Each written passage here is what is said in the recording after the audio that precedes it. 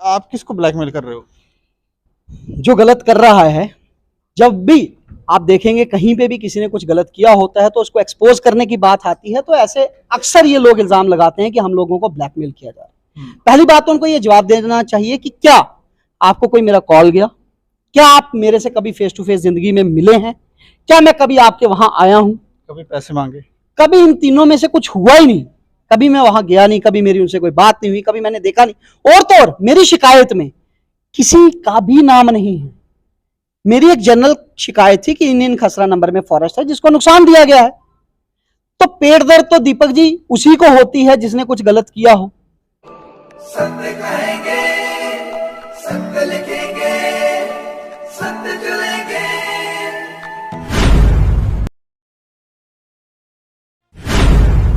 हमने आपको एक खबर बताई थी खोड़ ब्लॉक की, तहसील अखनूर के खोड़ ब्लॉक की खबर थी और आरोप यह था कि करोड़ों रुपए की खैर की लकड़ी वहां पर काटी गई है और ये फॉरेस्ट विभाग की मिलीभगत, फॉरेस्ट विभाग और भी कुछ विभाग के कर्मचारी और रेवेन्यू के और इन सब ने मिलीभगत में से ये सब किया है।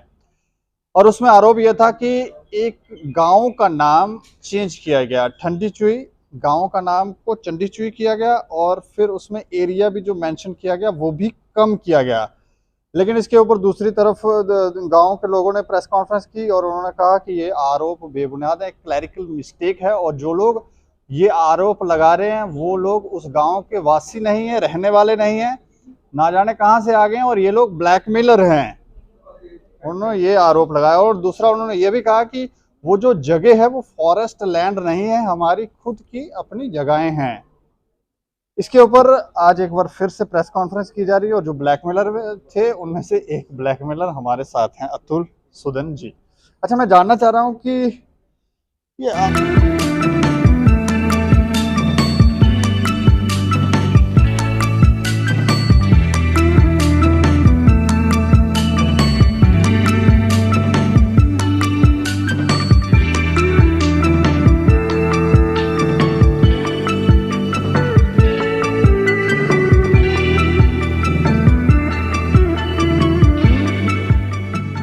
आप किसको ब्लैकमेल कर रहे हो?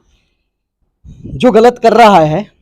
जब भी आप देखेंगे कहीं पे भी किसी ने कुछ गलत किया होता है तो उसको एक्सपोज करने की बात आती है तो ऐसे अक्सर ये लोग इल्जाम लगाते हैं कि हम लोगों को ब्लैकमेल किया जा रहा है। पहली बात तो उनको ये जवाब देना चाहिए कि क्या आपको कोई मेरा कॉल गया, क्या आप मेरे से कभी फेस टू फेस जिंदगी में मिले हैं, क्या मैं कभी आपके वहां आया हूं, कभी पैसे मांगे? कभी इन तीनों में से कुछ हुआ ही नहीं।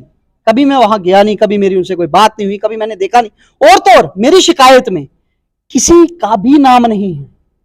मेरी एक जनरल शिकायत थी कि इंडियन खसरा नंबर में फॉरेस्ट है जिसको नुकसान दिया गया है। तो पेट दर्द तो दीपक जी उसी को होती है जिसने कुछ गलत किया हो। एक और बात वो कह रहे थे जिस जगह का ये मामला, आप वहां के रहने वाले नहीं तो आप क्यों वहां घुस रहे हैं? अगर आपके पड़ोस में कहीं मर्डर हो जाता है या आपके सामने हो रहा होता है, आप उसको रोकेंगे या नहीं रोकेंगे?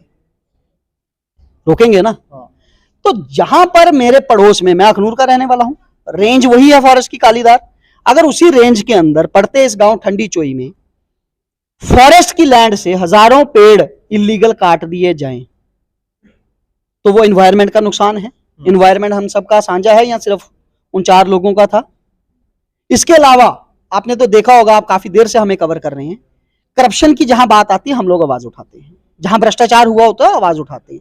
तो जहां से जब हमें मामले बार बार आ रहे थे कि बड़ा भ्रष्टाचार हुआ है क्योंकि कटाई इलीगल हुई है, तो उस भ्रष्टाचार को उजागर करने के लिए हमने ये कार्रवाई करी थी, कंप्लेंट डाली थी। हम किसी एक पर्टिकुलर पर्सन के खिलाफ नहीं थे, लेकिन एक पर्टिकुलर पर्सन को पेट दर्द हुई। क्यों हुई? क्योंकि वो कॉन्ट्रैक्टर है। जो वो समाज से भी बता रहा था, सोशल एक्टिविस्ट, उनके साथ जो सरपंच जी के घर वाले हैं उनके खिलाफ डिफेमेशन का केस फाइल कर दिया है मैंने। वो खुद कॉन्ट्रैक्टर हैं। 70 लाख के आसपास गांव के लोग सुनाते हैं कि उन्होंने एडवांस उठा रखा है फैक्ट्री से, अब लकड़ी फंस गई है, वो डिप्रेस्ड हैं, इसलिए आपके ऊपर इस तरह से इल्जाम लगा रहे हैं। ये उनके गांव वालों का कहना है। 70 लाख रुपया उन्होंने उठा लिया है। दीपक जी, करोड़ों रुपया एडवांस वहां दिया गया है और करोड़ों रुपए की लकड़ी अभी वहां पर पड़ी है। ये मामला जितना हम लोग सोच रहे हैं, 2-4 पेड़ों का नहीं, कई हजार पेड़ अवैध काटे गए हैं। बहुत बड़ा स्कैम है जिसकी वजह से नीचे से लेकर ऊपर तक आप देखेंगे, मैं धीरे धीरे बताता जाऊंगा कैसे इन लोगों की इन्वॉल्वमेंट है। शुरुआत से बताएं, थोड़ा सा समझ भी आए कि है क्या। देखिए विस्तार से बताऊं तो खैर आप भी जानते हैं एक मेडिसिनल प्लांट है जिसकी कटाई बंद थी। 2016 में जम्मू कश्मीर सरकार ने मालकियत लैंड, ये वर्ड बहुत इंपॉर्टेंट है, केवल मालकियत लैंड से परमिशन देने के लिए एक एसआरओ बनाया 111, जिसके तहत एडवांस में 10 साल का प्लान बन जाता है कि कौन से साल में कहां कटाई होगी। उसी प्लान के अकॉर्डिंग 2016-17 में ठंडी चोई की परमिशन आ गई। 2016-17 में ठंडी चोई की परमिशन आ गई, ये आप पहले भी दिखा चुके हैं, ठीक है। हाँ हाँ। उसके बाद 22-23 में एक गांव रिपीट होता है बीच में, जिसका नाम तो चंडी चोई है, लेकिन डिपार्टमेंट उसको बाद में ठंडी चोई बनाता है। सिंगल एक गांव रिपीट कर रहे हैं। हाँ, पहले भ्रम यह था कि शायद कोई गांव रिपीट नहीं हो सकता, लेकिन जब हम इस मामले में घुसे हैं, क्योंकि कोई भी अगर आरोप लगाना है तो उसके बारे में पहले डीपली स्टडी किया जाना चाहिए। दीपक जी, गांव रिपीट होता है, लेकिन उसके पीछे की ग्राउंड्स जो हैं वो बहुत अच्छी होनी चाहिए। ये ग्राउंड्स देते हैं कि ठंडी चोई का वॉल्यूम बहुत ज्यादा था खैर की माल की लकड़ी का, इसलिए उसको 2 बार रिपीट करना पड़ा। जनाब उसी रेंज में, कालीदार रेंज में पड़ता है ठंडी चोई, उसी रेंज में ये दन्ना है, इसका वॉल्यूम देखिए आप 14,800 कुछ है दन्ना। हाँ, इसके अलावा मनोआ है जिसका वॉल्यूम 13,000 कुछ है। ठंडी चोई का तो 9,000 कुछ था। ये मनोआ और दन्ना रिपीट क्यों नहीं हुए? ठंडी चोई कैसे रिपीट हो गया? विभाग के अधिकारी हमें कहते हैं, आप उधमपुर की एग्जांपल देखिए, वहां पर गांव बहुत बार रिपीट होता है, बिल्कुल होता है। उधमपुर डिवीजन में दीपक जी, जो साल में पूरी अनुमति है ना, पूरे साल में हम कितनी लकड़ी काट सकते हैं खैर की माल की? 18.51 क्यूबिक मीटर। जम्मू में है 10,600 कुछ क्यूबिक मीटर। वहां पर गांवों को 3-4 पार्ट में काटना पड़ता है, इसलिए वो साल साल में रिपीट होते हैं। जम्मू डिवीजन में तो मैक्सिमम फैलिंग परमिशन है ना। फिर इनके पास ऐसा कौन सा एस्ट्रोलॉजर था जिसने भविष्यवाणी एडवांस में कर दी कि 16-17 में फैलिंग पूरी नहीं होगी, इसलिए 22-23 में इसको वापस रखना है? ये तो भविष्यवाणी है ना। वो एस्ट्रोलॉजर विभाग हमें भी दिखाए कि ऐसा कौन सा एस्ट्रोलॉजर था जिसने ये भविष्यवाणी एडवांस में कर दी कि वहां पर फैलिंग कम होगी। फिर कंजर्वेटर अमर उजाला को एक वर्जन देते हैं कि ये रेवेन्यू विभाग की गलती थी, जिसकी वजह से कहा हाँ कि ये रेवेन्यू विभाग की गलती थी, जिसकी वजह से ये स्पेलिंग जो है ये चेंज हो गए और ये सब हो गया। जबकि इनके एसआरओज और मैनेजमेंट प्लान कहीं पे भी डीसी का कोई इख्तियार नहीं है। डीसी ने सिर्फ इनको क्लैरिफाई किया कि चंडी चोई कहीं नहीं है। अच्छा। हाँ, यहां उसने ये कहा कि मेरे पास कुछ लोग आए हैं जो कहते हैं कि हमारी कटाई नहीं हो पाई थी, हमें दोबारा अनुमति दी जाए। जनाब 2016-17 में जब फैलिंग हुई, अगर तब कटाई नहीं हुई, ये लोग पिछले 6 साल से कहां थे? क्योंकि जब फैलिंग होती है कहीं पे भी वो फरवरी महीने तक होती है। अगर किसी की बच जाती है ना, वो विभाग को एप्लीकेशन देते हैं और मार्च अप्रैल में एक्सटेंशन मिलती है दोबारा कटाई की। लेकिन 6 साल तक वहां से कोई नहीं गया कि हमारी कटाई बची है या पूरी नहीं हो पाई, किन कारणों से नहीं हो पाई। 6 साल के बाद जब ये चंडी चोई आया, तब इनको याद आया कि इन लोगों की लकड़ी बची है, इन लोगों को जागना है। तब इन लोगों को भेजा गया, तब इस ठंडी चोई और चंडी चोई को बदला गया। और जबकि सिर्फ टी और सी का एरर नहीं, आपने खुद ही बताया माल की लैंड वहां कितनी है उसमें भी डिफरेंस है, टोटल लैंड कितनी है उसमें भी डिफरेंस है, और कितनी लैंड वहां से कितनी फॉरेस्ट काटा, वो सॉरी फॉरेस्ट लैंड है, फॉरेस्ट लैंड से काट ली है। देखो फॉरेस्ट लैंड का जो वो जोर जोर से चिल्ला रहे थे, जोर से चिल्लाने से साबित नहीं होता कि फॉरेस्ट है या नहीं। रेवेन्यू रिकॉर्ड बोलता है, वो कहते हैं तहसीलदार को पकड़ के ले आऊंगा। तहसीलदार ने ही कहा था कि पहले वहां फॉरेस्ट लैंड नहीं है। मेरे पास रिकॉर्डिंग है, कंजर्वेटर के साथ जब उनकी बात और हमारी बात होती है, कंजर्वेटर ने खुद माना कि तहसीलदार जो पहले कहता था वहां फॉरेस्ट नहीं है, अब उसने एक्सेप्ट किया है। और उसने एक्सेप्ट कब किया? जब ये रिकॉर्ड हमने उसको दिया। ये खसरा गर्दौरी का रिकॉर्ड है दीपक जी। आपने दिया, उसके पास नहीं था? सब कुछ था जनाब, तहसीलदार मालिक होता है तहसील का। तो उसको फिर ऐसी स्टेटमेंट क्यों दे रहा है? मैं बताता हूं वो भी क्यों। ये खसरा नंबर है 212-13, फिर खसरा नंबर है 375। ये जनाब गर्दौरी की नकलें हैं। ये वहां के लोग खुद भी आजकल बहुत आसान कर दिया गवर्नर साहब ने ना, जेके लैंड रिकॉर्ड की साइट से हम आसानी से निकाल सकते हैं। लगभग 8100 कनाल फॉरेस्ट खाली इन खसरा नंबरों में है। गहन जांच की जाए तो पता नहीं कितना निकलेगा। पहली बात तो उनका जो ये कहना था कि फॉरेस्ट लैंड नहीं है, ये तो साबित हो गया कि फॉरेस्ट लैंड है। फिर बारी आती है कि जो उन लोगों ने फैलिंग की परमिशनें बनाई, दीपक जी वहां टोटल 89 परमिशनें बनी है फैलिंग की। 89 फार्मर्स की परमिशन फाइल बनती है एक फार्मर की, कितने पेड़ हैं, कौन कौन से खसरा नंबर में है। तो वो जो 89 इन्होंने फाइलें बनाई ना, उसमें सबसे बड़ा घोटाला हुआ, जिसको लेकर अब वहां के लोग, क्योंकि असली लोग बेचारे जो जेन्युइन है वो तंग पड़ चुके हैं, उनकी लकड़ी फंस गई है। वो लोग हमको फोन करके बताते हैं कि जनाब हमने 30-30 हजार रुपया इन लोगों को दिया है, ठेकेदारों को, रेवेन्यू को 30 लाख रुपया पे किया गया है इन फाइलों को बनवाने के लिए।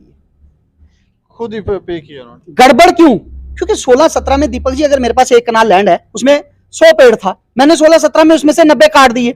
10 कौन से नहीं काटने होते, जो बेबी ट्री होते हैं या मदर ट्री होते हैं, कुछ एक छोड़ने पड़ते हैं, ये प्रावधान में है।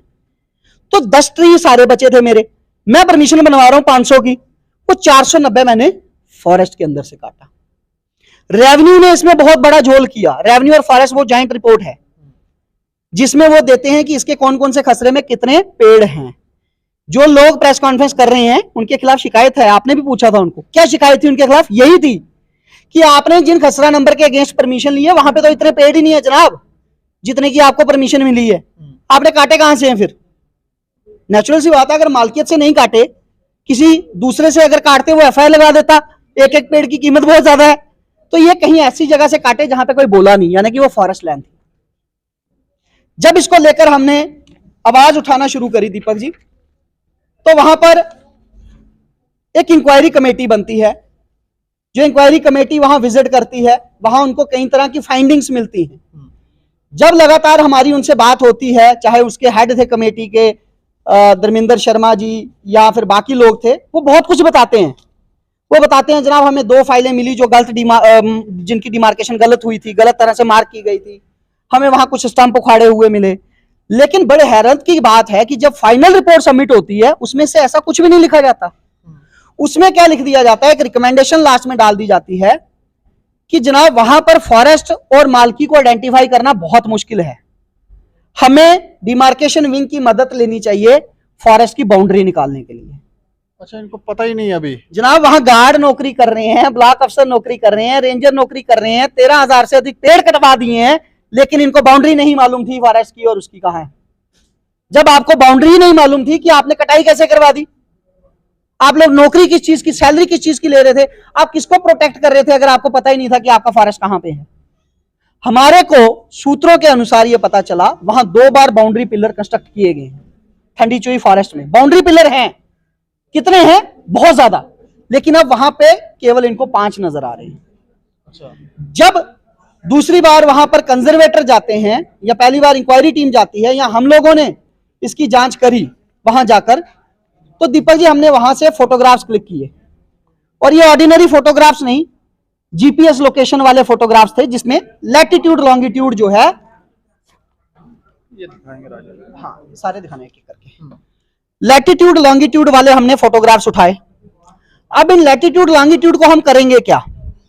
मैंने फिर कहा ये जेके लैंड रिकॉर्ड जो है वेबसाइट है, इसके अंदर प्रावधान है, इसी के अंदर से हमने फॉरेस्ट की नकलें निकाली।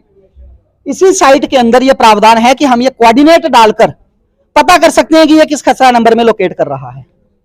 मैं अभी यहां पर एक डेमो चाहूंगा कि हम थोड़ा सा दिखाएं। पहले हम थोड़ा ये डॉक्यूमेंट हाँ, पहले डॉक्यूमेंट दिखा देते हैं, फिर हम उस पे आ जाएंगे। लेकिन इसमें ऐसा लगता है कि पैसों का लेन देन बिल्कुल हुआ है। बिना पैसे के कौन फॉरेस्ट काटने देगा? बिना पैसे के क्यों फॉरेस्ट काटने दिया जाएगा? कुछ ना कुछ तो है, अपनी नौकरी कौन गवाएगा? अब चूंकि नीचे से लेकर ऊपर तक इसमें फंस रहे हैं, बड़े अधिकारियों पे आरोप है कि ठंडी चोई का चंडी चोई बनाया, और छोटे अधिकारियों पे आरोप है क्योंकि उन्होंने फॉरेस्ट कटवा दिया।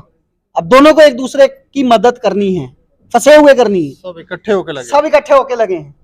तो ये कोऑर्डिनेट्स हैं कुछ, जैसे हम ये उठाते हैं कोऑर्डिनेट, ये उठाते हैं। मैंने जेके लैंड रिकॉर्ड की साइट में गो टू कोऑर्डिनेट्स जाएंगे, डैशबोर्ड से पहले मैप में जाना है, फिर गो टू कोऑर्डिनेट्स में जाना है।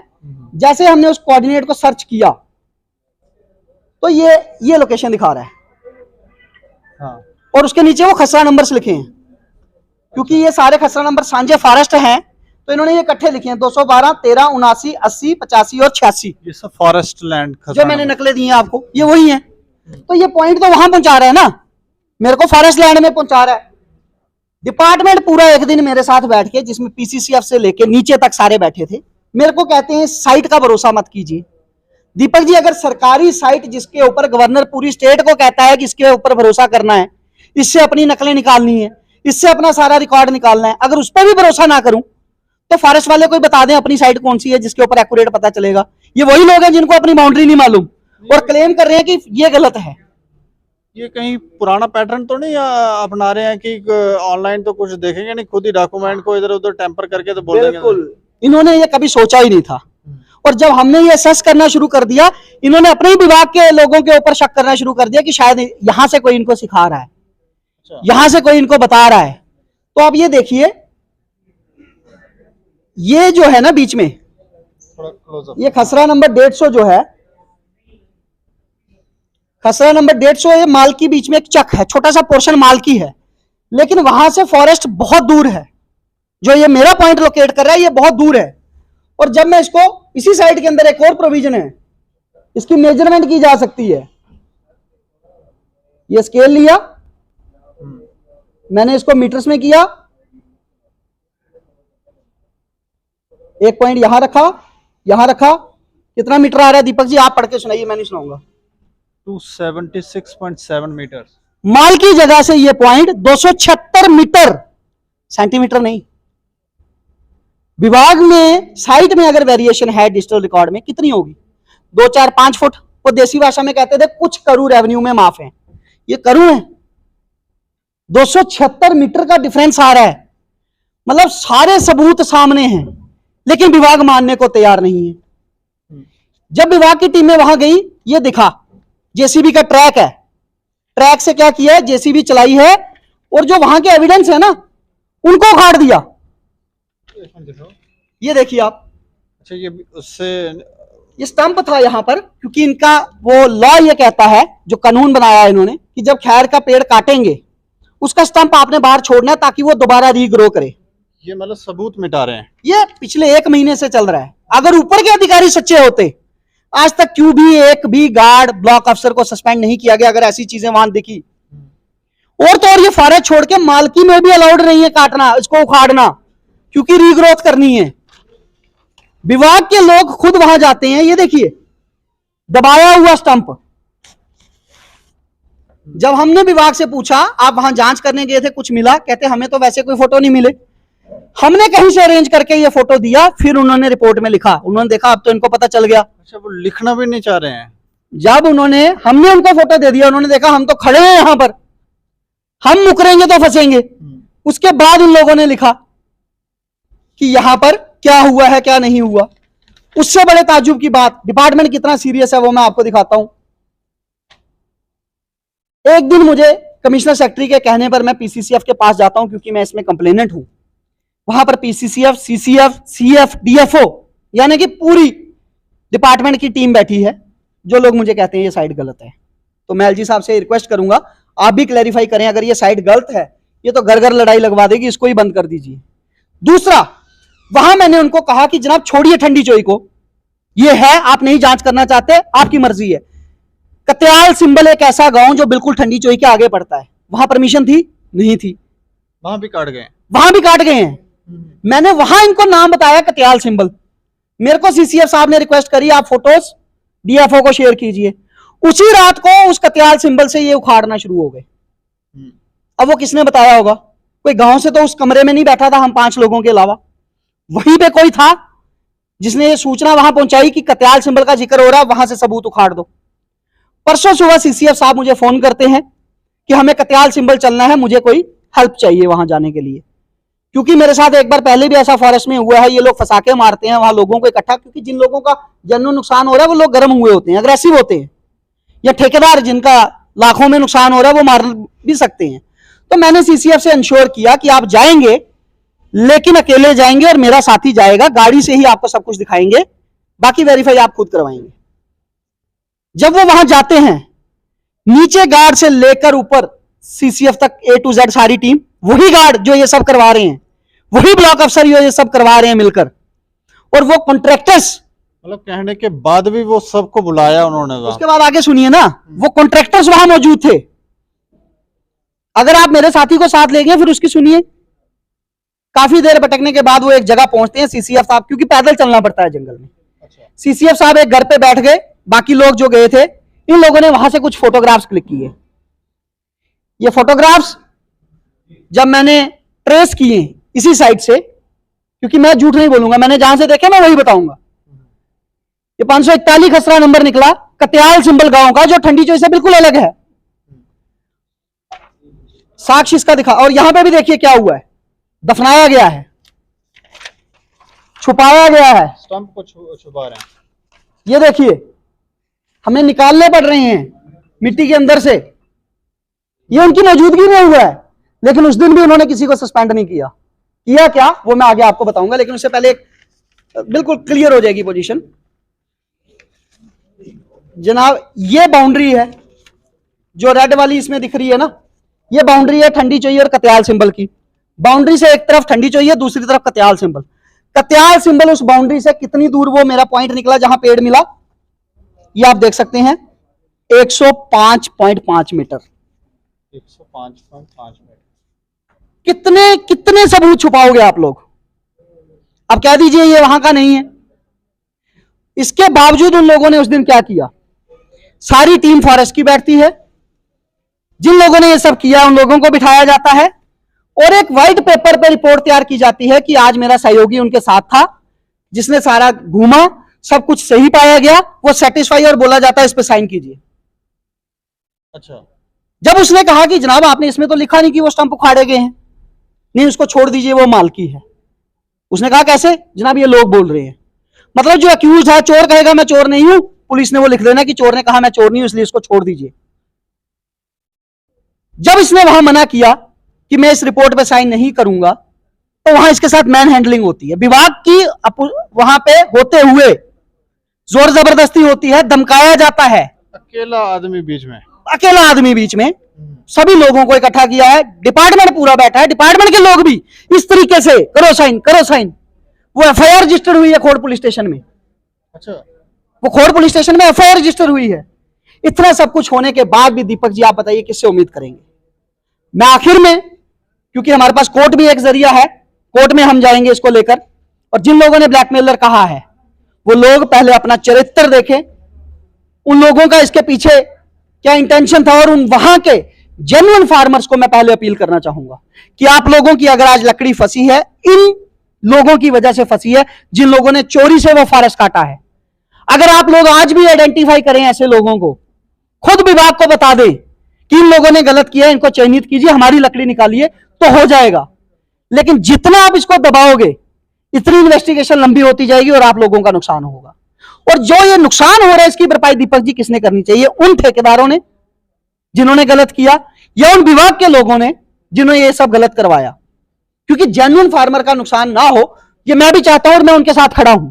इसमें आप ये कहते हैं कि फॉरेस्ट डिपार्टमेंट के लोग और दूसरा कौन सा, रेवेन्यू डिपार्टमेंट, ये सब ये इन्होंने ये मिली भगत से हुआ है, मिली भगत से हुआ है। क्योंकि जब आप 89 फाइल्स वेरीफाई करेंगे, जब उनके शेयर निकालेंगे ना इन लोगों के, जो अपने आप को बड़े तुर्रम खा समझ रहे थे उस दिन प्रेस कॉन्फ्रेंस करके, इनका शेयर निकालिए। उस शेयर के अंदर देखिए वहां फसल क्या लगी थी और जमीन में क्या था, और कितने खैर की परमिशन मिली और वो काटा कहां से। उस दिन जो लोग प्रेस कॉन्फ्रेंस कर रहे थे उसमें सरपंच थे, पंच थे, एक्स सरपंच थे, उन लोगों की उनसे भी बात हुई है? देखिए वो जो सरपंच और एक्स सरपंच है वो हस्बैंड वाइफ है आपस में। अच्छा, वही जो एक्स सरपंच हैं वही तो ठेकेदार है, उन्हीं की तो बात कर रहा हूं मैं। अच्छा जी, और उन लोगों ने एडवांस लिया है। वो दावा कर रहे थे कि हमने दलालों को खत्म कर दिया, ठेकेदारों को खत्म कर दिया, डायरेक्ट फैक्ट्री को बेच रहे हैं। पूरा गांव जानता है जनाब, सबको मालूम है कि इनका क्या कारोबार है। ये खुद ठेकेदार है, कितना एडवांस इन लोगों ने फैक्ट्री से उठाया है, और यही वो लोग हैं असली कल्प्रिट जिसकी वजह से असली गरीब लोग मारे जा रहे हैं। तो अब आप इसमें क्या चाह रहे हैं? हम ये चाहते हैं कि उपराज्यपाल जी, क्योंकि फॉरेस्ट भी कहता है कि हमें डिमार्केशन प्रॉपर नहीं मिली, और जब तक इस पूरे मामले की प्रॉपर बाउंड्री नहीं निकलती फॉरेस्ट की, तब तक सही डैमेज का अंदाजा नहीं लगाया जा सकता कितना हुआ है कितना नहीं। क्योंकि हमारे सूत्र ये कहते हैं बहुत तादाद में हुआ है, हो सकता है उससे थोड़ा बहुत कम हुआ हो, लेकिन पता तो तब चलेगा जब एक्यूरेट पूरे फॉरेस्ट की बाउंड्री निकलेगी। वो निकालने को कोई तैयार नहीं है। हाँ, बंद कमरे में आप कह दीजिए मेरी बाउंड्री यहां है, क्योंकि यहां इस साइड पेड़ नहीं कटे, फिर उसको उधर मोड़ दीजिए, उधर मोड़ दीजिए, जो मर्जी कर लीजिए, वो आप लोग कर सकते हैं, क्योंकि इस वक्त आपने इसको दबाना है। उपराज्यपाल जी को चाहिए कि क्रेडिबल ऑफिसर्स, रेवेन्यू के और इंटेलिजेंस एजेंसीज के लोग इसमें इन्वॉल्व किए जाएं, क्योंकि विभाग जो इंक्वायरी कर रहा है वो क्या कर रहा है, जो लोग एक्यूज हैं उन्हीं की स्टेटमेंटें ली जा रही हैं वीडियो बना बना के। हाँ जी सर, ये माल की जमीन है, मैंने यहां से कुछ नहीं काटा। किसी राह चलते आदमी को, लेमैन को पूछेंगे कि ये क्या है, वो कहेगा जनाब माल की जमीन है, उसने मार थोड़े खानी है अपने गांव के लोगों से। तो वैसे ये टेक्निकल इंक्वायरी होती है क्या? आप लोग पढ़े लिखे लोग हैं, अगर मैं इतना दिखा सकता हूं तो टेक्निकल इंक्वायरी की जानी चाहिए थी इसमें। तो उपराज्यपाल जी से मेरा अनुरोध है कि वो क्रेडिबल लोगों की एक सिट गठित करें, पूरे के पूरे फॉरेस्ट को डिमार्केट करें, फिर पता चलाएं कि कितना डैमेज हुआ है, और जिन लोगों ने किया उन लोगों से भरपाई करवाएं, गरीब लोगों की भी और सरकार की भी। ऐसा होना चाहिए। और जो लोग बार बार ये दावा करते हैं कि हम लोगों को धमकाया जा, मतलब ब्लैकमेल किया जा रहा है या इनकी कुछ और मंशा है, तो मैं बता दूं कि दीपक जी ऐसे बहुत सारे साक्ष्य, क्योंकि जैसे जैसे समय बीत रहा है लोगों का सब्र टूट रहा है। लोग खुद फोन करके हमें बता रहे हैं कि उन्होंने कितने पैसे किस शख्स को दिए परमिशनें बनवाने के लिए, माल की जमीन होने के बावजूद भी इनको प्रताड़ित किया गया। इन लोगों से इन दलालों ने बीच में पैसे इकट्ठे करके विभागों को दिलवाए हैं। कितना ही खा लेंगे, अब क्या करेंगे इतने पैसों का। देखिए ये तो अब वही लोग बता सकते हैं। ऊपर के अफसरों ने पहले इसको ठंडी चोई को चंडी चोई को ठंडी चोई कैसे बनाया, फिर नीचे कैसे फॉरेस्ट को एक्सप्लॉइट किया गया। अब मजबूरी उन दोनों की बन गई है एक दूसरे को बचाने की, तो इसलिए इसको दबाया जा रहा है। और राजस्व विभाग चुप करके बैठा है, छुप कर बैठा है, क्योंकि उसके ऊपर अभी तक कोई नहीं बोला। चलिए, शुक्रिया हमसे बात। तो ये मामला काफ़ी गंभीर है। पहले भी जब हमने इसके ऊपर बात की थी तो हमने कहा था कि इंक्वायर होना चाहिए, क्योंकि कुछ समझ नहीं आ रहा है कि यहाँ पे कौन सच बोल रहा है कौन झूठ बोल रहा है। कह रहे हैं क्लैरिकल मिस्टेक है इसलिए नाम चेंज हो गया, ये हो गया वो हो गया। लेकिन कई बार ऐसा देखा गया है कि जो लोग आवाज़ उठाते हैं उन लोगों को पहले तो डराया जाता है, धमकाया जाता है, फिर उन्हें कहा जाता है पैसे ले लो, और जब ये सब नहीं होता तो फिर कहा जाता है कि ये ब्लैकमेलर हैं। यही लोग खराब हैं जिनकी वजह से समाज में ये सब हो रहा है। और ये कहता कौन है? जो कुर्सियों पे बैठकर पैसा सोए ले रहे होते हैं। ऐसा लगता है जैसे ना पूरे सिस्टम का मजाक बना के रखा है। इस पूरे मैटर के ऊपर जैसे ये कह रहे हैं कि टेक्निकल इंक्वायरी होनी चाहिए, ताकि पता तो चले कि आखिर कौन यहाँ पर चोरी कर रहा है और कौन साध है। इस खबर के ऊपर आप प्रतिक्रिया भी रखें और देखते रहें दैनिक खबर समाचार। मुझे और मेरे सहयोगी राजीव गुप्ता को दें इजाजत। नमस्कार।